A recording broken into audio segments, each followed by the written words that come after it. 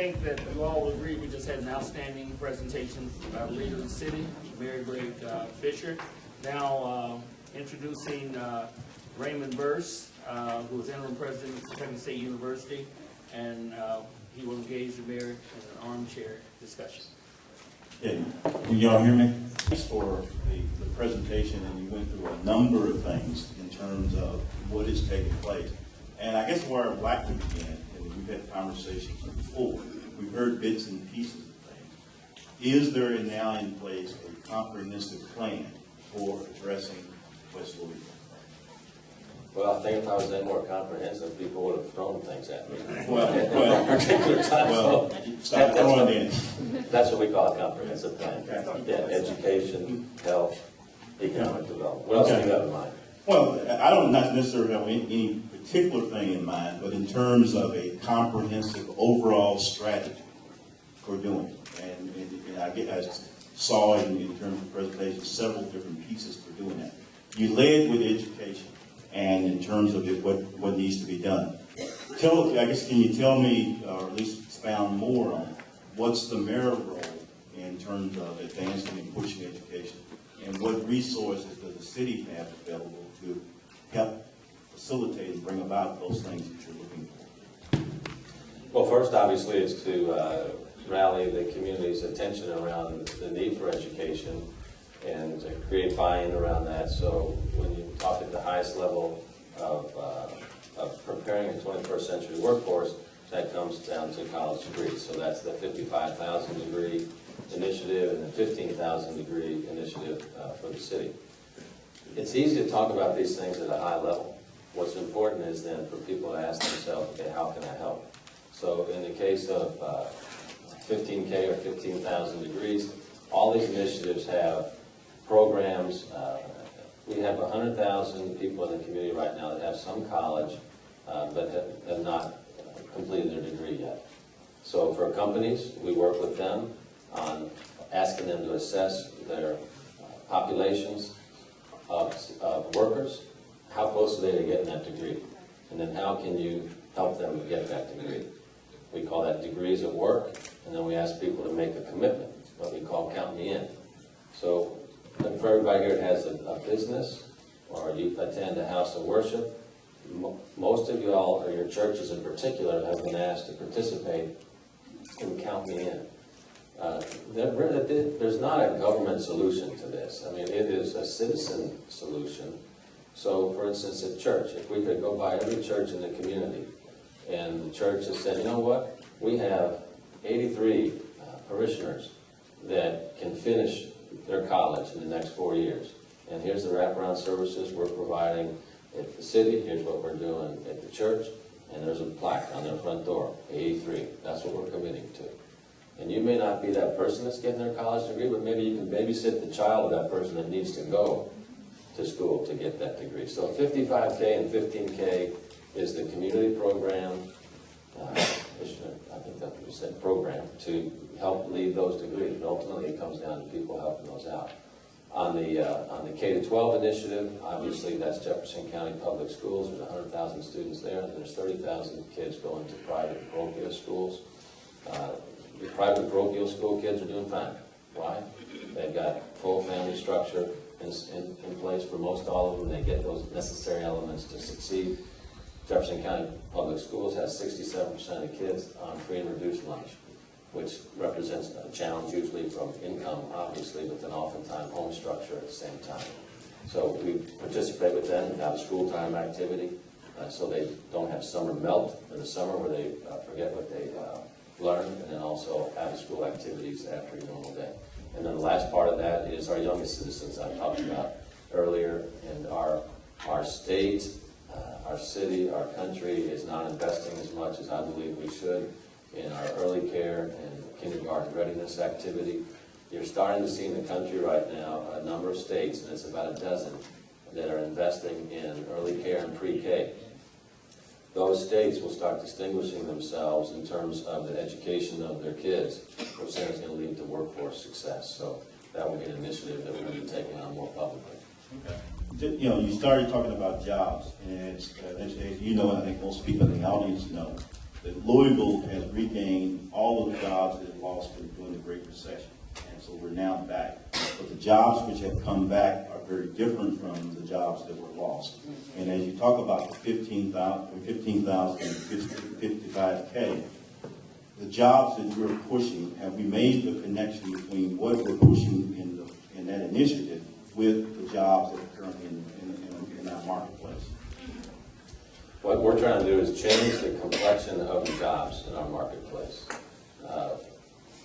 Right now, when you compare us to our 16 peer cities, we're in the bottom quartile of average wage per citizen.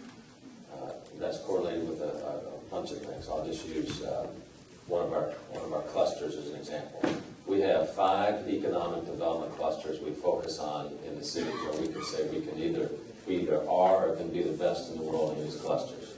So the clusters are advanced manufacturing, lifelong wellness and aging care, food and beverage, business services, and logistics and e-commerce. So let's talk about logistics and e-commerce for a second. You've seen all the growth in the community of all these fulfillment centers because they want to be by UPS's global air hub. They want next day delivery. And this has created tens of thousands of jobs. Good news. Bad news? Those jobs probably average $11 an hour. Okay? So what we're trying to do is say, okay, we want high-paying jobs. How can we use that cluster and build the demand for software engineers, internet engineers, social media professionals? These are jobs that are $70,000 to $150,000 a year, as opposed to the $20,000 to $30,000 fulfillment center job. So transitioning these clusters to what we call innovation-based sectors is very important for our city to succeed. So that's an example of working in that area. In the advanced manufacturing area, the collaboration between Louisville and Lexington that was created called BEAM, Bluegrass Economic Advancement Movement. Some of y'all were at the Brookings Global Cities Forum was here 2 weeks ago, where we talked about the progress with BEAM and taking these manufacturing jobs. We have 100,000 manufacturing jobs between Louisville and Lexington. We've got quite a bit more here in Louisville than Lexington does. The transition that's taken place in manufacturing is concerning from an economic standpoint. These used to be high-paying union jobs of $26, $30 an hour. What's happened to the world is goods are produced on a global wage now.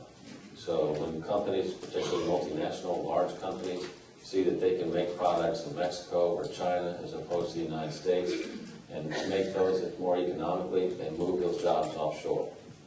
Now what we're seeing is a reshoring of those jobs because the manufacturers lost control of their supply chain that resulted in a lot of quality issues. But what's happened when they've come back is they've come back at a different wage. So while they were here before, let's say $26 an hour, they're now coming back at $16 an hour or so, which is obviously that is a living wage. But there's a difference between that wage and making 50 or 60 grand a year with a pension and knowing that you're going to retire at the age of 60 or 65 and have a pension in place. So this global wage has disrupted what the American model was for middle-income jobs. And in my view, one of the biggest challenges that we have in the country right now is the erosion of middle-income jobs. This is not a revelation to anybody, but you're seeing the top couple percent of our income earners, our wealthiest people in the country, have had massive increases both in income and wealth, and then you're seeing the middle income area of our country shrink dramatically, and most of those folks are going to poor or working poor. That is not a sustainable model for what most people believe America is. And that's played out every day now. You see in Washington, D.C., with the dysfunction that's taking place there on not addressing this issue. The Republican part of the Congress is being held hostage by the far-right part, represented by our Tea Party friends, which will not allow compromise with the Democrats or the president to kind of get things going back again around the middle-income part of our country. So that's a huge issue, and obviously it's played out in our city every day. So all we can do is work in each of these sectors and try to transition our workforce readiness to people coming out of Kentucky State, U of L, JCTC, where they have the skills to compete in an innovation-based economy, and that increases the wages. Okay.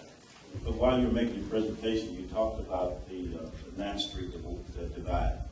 As you well know, the Downtown Development Corporation recently formulated an update to its long-range plan.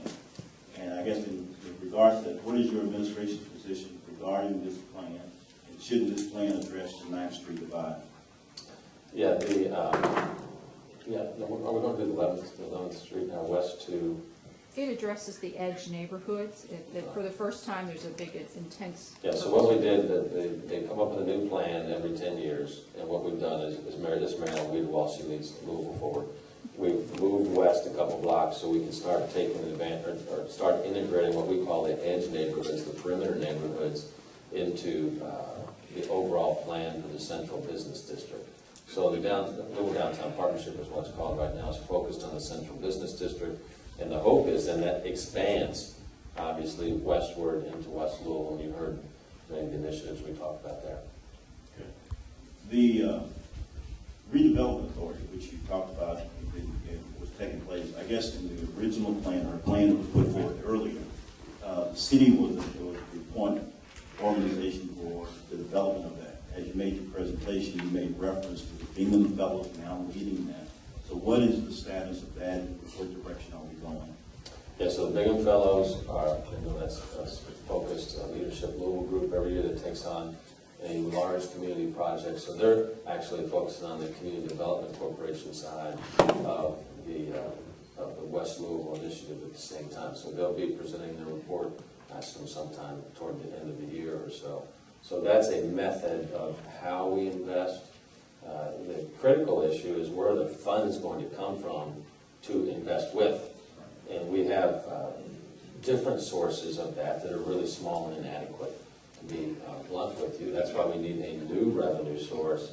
That's this redevelopment authority concept that I spoke about. That would be part of the city in some type of way. We're understanding what all the legal issues are behind that, what type of financial conditions need to be met. If you're really into this, you want to read the RKG report that was completed about 6 months ago. We worked with this company to help us get our hands around how we can revitalize West Louisville through addressing our vacant and abandoned property initiative, which has been extraordinarily difficult because the legal structure of Kentucky is such that it has super strong protection for homeowners and landowners in it, which we're very grateful for when you own land or home. But if you have a vacant property and you don't know who owns it, it takes literally years to move and repurpose that property. So we've gotten 3 laws changed in the past couple sessions that allow us now to move more quickly on these vacant and abandoned properties and repurpose the property to beneficial use. But following back up on the redevelopment authority, so at this point, we're waiting for the Bingham Fellows to come forward with something as opposed to, I guess, the initiative moving forward with city leadership. No, 2 different issues. Okay. Community Development Corporation is what the Bingham Fellows are doing. Okay. Redevelopment Authority would be a fund-generating Right. source that would then be, CDCs could have part of that. So the Redevelopment Authority is work that's going on right now. Okay. Has it, you say it's going on, has it been funded, or are the projects on the board for them to do, and if there are projects that are West Louisville projects? Well, the Redevelopment Authority, think of like the Riverport Authority, how that was put in place for the southwest part of Jefferson County to develop land along the river. So it's a legal construct. It'd be a small group of people that are working on what are the catalytic projects, how do we develop West Louisville. So as I said, we're in the beginning phases of that. I would hope that for the community we would be having an answer to that in terms of, is it feasible, number one, what's the structure look like, number 2, and who the players would be involved. Our goal would be to be close to that toward the end of the year. You mentioned earlier the reorganization of economic development away from GLI and bringing in. So you made those structural changes. So what should the community look to see as a result of those changes being made? Well, the bottom line on all that is you want to see job growth, obviously. You want to see, the facts on most job growth is, folks, is that 95% of the job growth occurs from companies that locate in the community already, in terms of business expansion or entrepreneurs that start businesses. So you certainly want to see an environment that's very supportive of our current businesses and entrepreneurs, and we feel like we've put a lot of issues in place to do that. And then you want to see business attraction as well. That business attraction, what we focus on is all those 5 clusters that we talked about. A city as large as, let's say, New York or Los Angeles, they're many countries. They can be everything to everybody. We've got to focus on areas that we feel we can be best in the world at, and those are those 5 clusters, so those are the type of companies that we go after and locate here. Okay. Well, talking about jobs and economic development, what strategies are in place to help empower women and minorities with access to the workforce and business opportunities available through the Ohio River Bridges project? And does Metro have a role to play in this? Yeah, thank you for setting me up with that question. Dr. Burse must know that we just graduated our first class of the Bridges to Opportunity on Wednesday. We had 289 graduates that came out of that.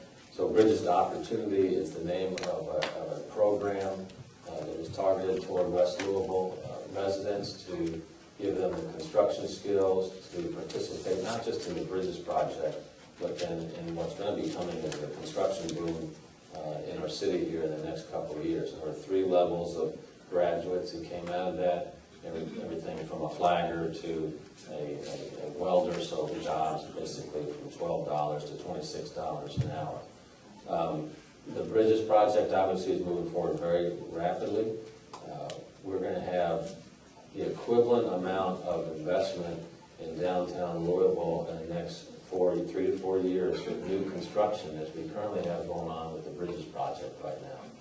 The downtown convention center is a $180 million expansion project. There'll be a 3rd floor added to the convention center, and then the rest of the convention center will be totally remodeled. So that will put us in a position to compete for many more conventions, because we'll have more space than what we currently have. We have the $280 million Omni project. It's a 600-room hotel that will have 70,000 square feet of retail with it, including a 40,000 square foot grocery store, and then 200 apartments that will share the services of the hotel, and that'll be right south of the Marriott. And then we've got obviously the Hilton Garden Inn, the Aloft Hotel, the new hotel going in, and several other things. So there's going to be a lot of construction work going on downtown in the next couple of years, and there obviously it's out in the suburbs as well. So the timing for the Bridges to Opportunity project has been great. When Metro government was created, the group called Greater Louisville Project put together several different things that said the city needed to do in order to move forward to be a competitive city.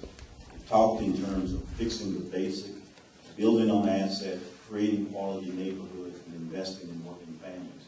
And that was done in the early 2000s.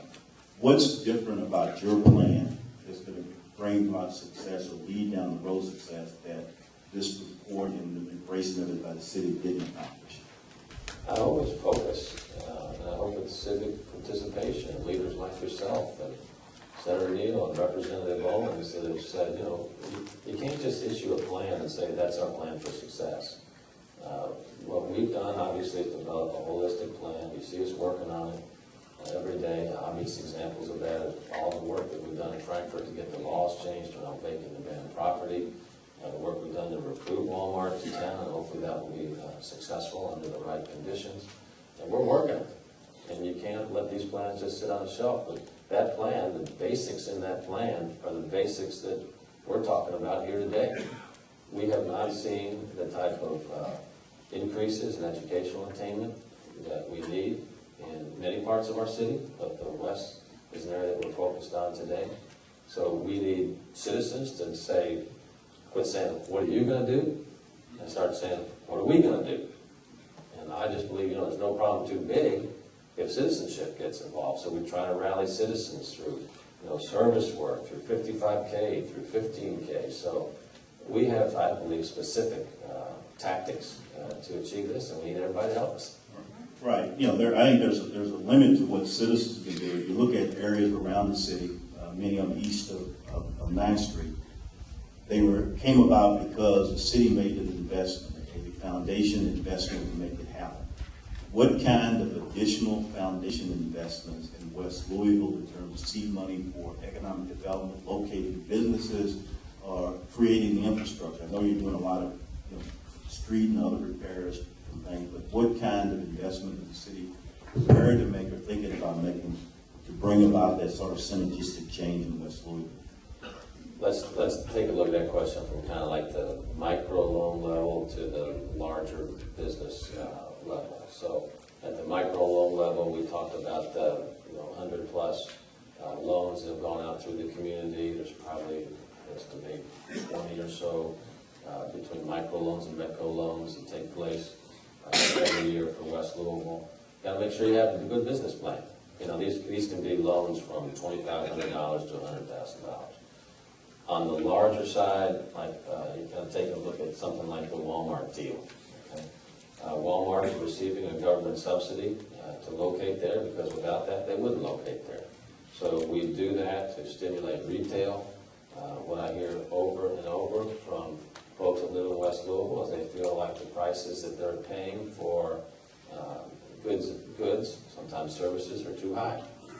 Walmart's going to help that at the same time. So that's a combination, and then if you have a business locating there, what you do with them is you incent them through the occupational tax. You give that as part of the incentive, and you throw in property incentives, those type of things. So we're prepared to do all those, but the bottom line is somebody has got to want to locate in West Louisville. Well, again, I think incentives are a major driver for that in terms of doing it. And, I guess in terms of looking at it, the city has, or Metro has to make the initial investment to make it attractive for people to be able to do that. And, the city would look around the community that in fact has happened. And I think we're looking at how to do that. There are probably several people in the audience who have business ideas that they would like to create in there. And the question is, how do they access that and how do they bring that about? A couple ways. One is the media center. You go through there, obviously have business centers, business services available there.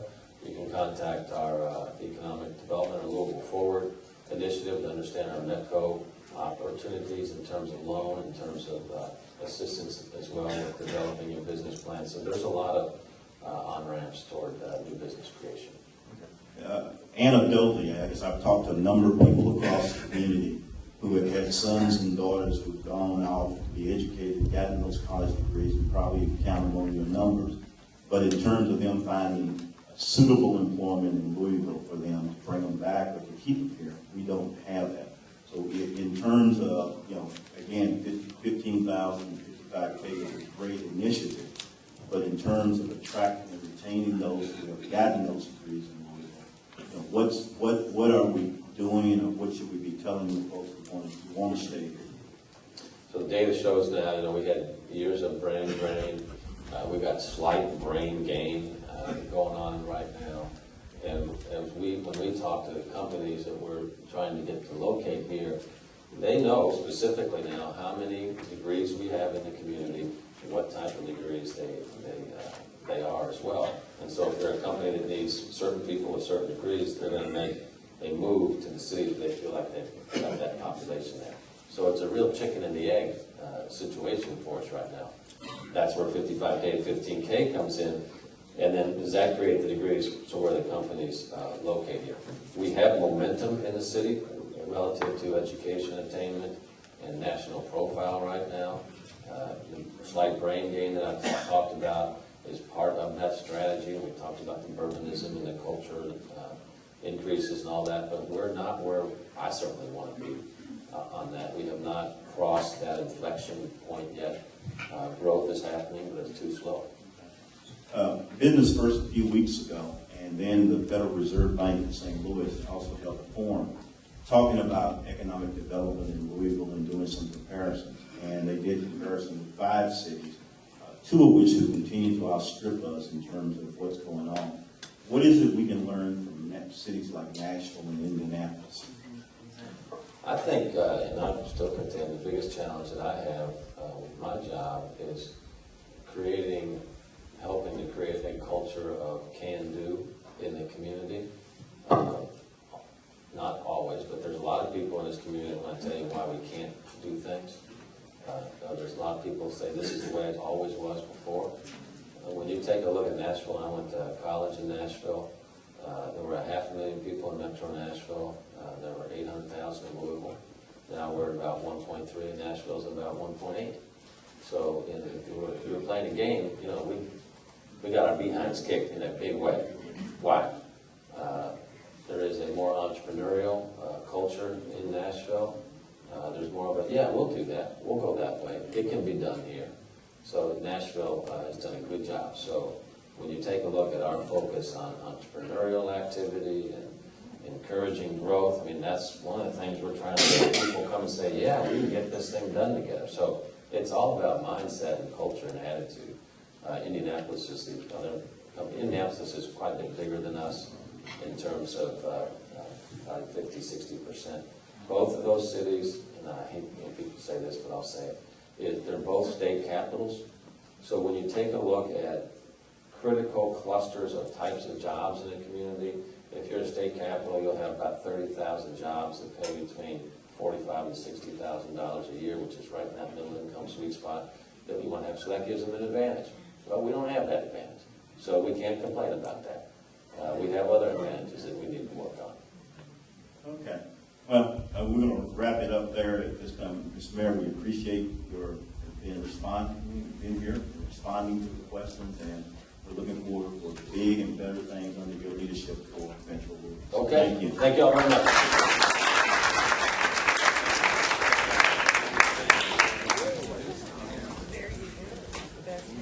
Thank you, Mr. Mayor and President Burse. Give them a hand again.